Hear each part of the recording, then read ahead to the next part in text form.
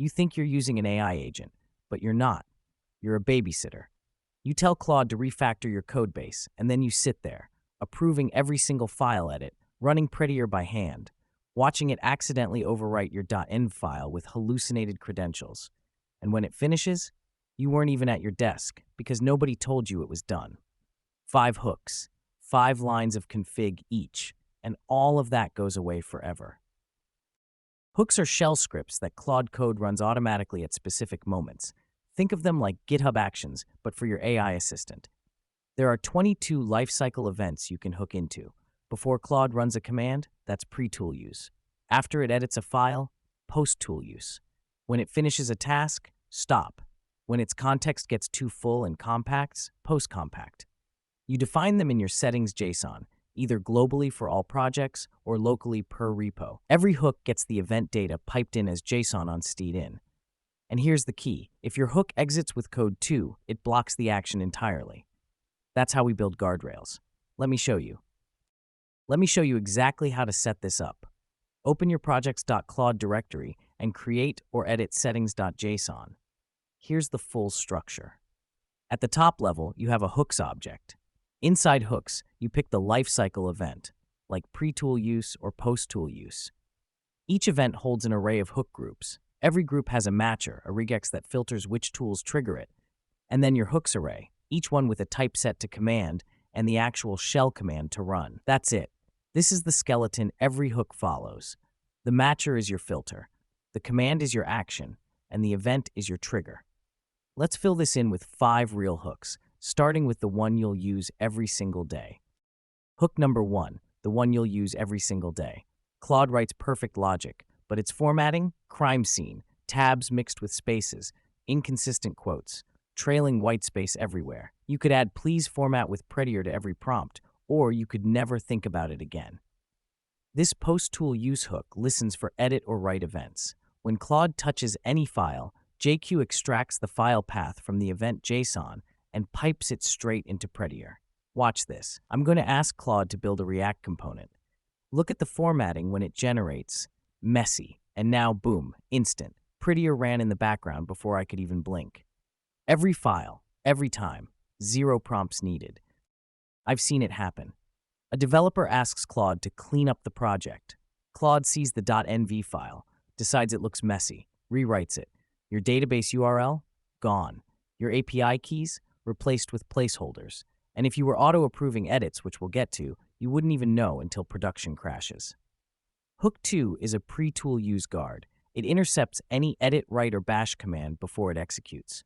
The script checks the file path against a list of protected patterns, .env, package-lock, .git directory, anything you want. If it matches, exit code 2, blocked. Claude gets a message explaining why, and it moves on without touching the file. Here, watch. I'll tell Claude to delete all unnecessary files in the project root. It scans, finds .env, tries to delete it, and blocked immediately. Claude even acknowledges the block and skips it. Your secrets stay safe. Okay, so Claude formats your code and can't touch your secrets. But here's where it gets wild.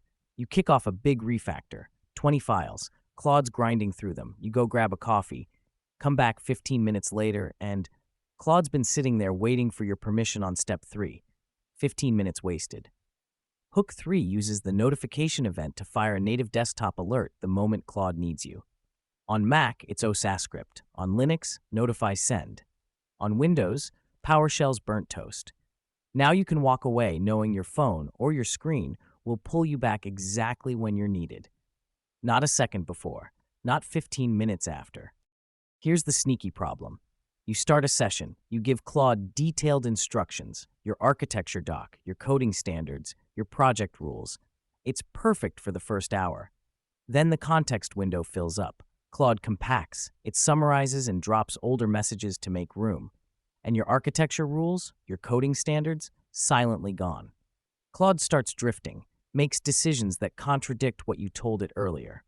Hook 4 catches the post-compact event. The moment Claude compacts its context, this hook automatically rereads your critical files back into the session. Your Claude.md, your architecture doc, your style guide, whatever you need Claude to never forget.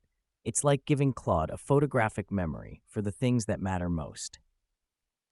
Hook 5. God Mode. By default, Claude asks permission before every bash command, every file write, every test run. And for dangerous stuff, you want that. But for npm run lint, for pytest, for git status, you're clicking approve 50 times a session for commands that could never hurt you. A pre-tool use hook on bash can check the command against a whitelist. If it matches npm test, npx prettier, git diff, anything you trust, the hook outputs a JSON object with the decision set to allow. Claude skips the permission prompt entirely. Combine this with hook 2, the Bodyguard, and you get the best of both worlds. Claude runs at full speed on safe commands, but the moment it tries to touch .env or run rm-rf, blocked, instantly. This is what a real AI agent looks like. 5 hooks, 5 minutes of setup, and Claude goes from a chatbot you babysit to an autonomous agent you trust. Every config file I showed you is linked in the description. Copy, paste, customize. But here's the thing.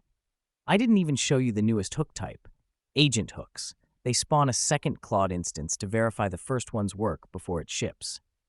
If you want to see me build a full autonomous pipeline where Claude writes code, tests it, reviews it with an agent hook, and deploys it, all without a single human click, hit subscribe. That video is coming next.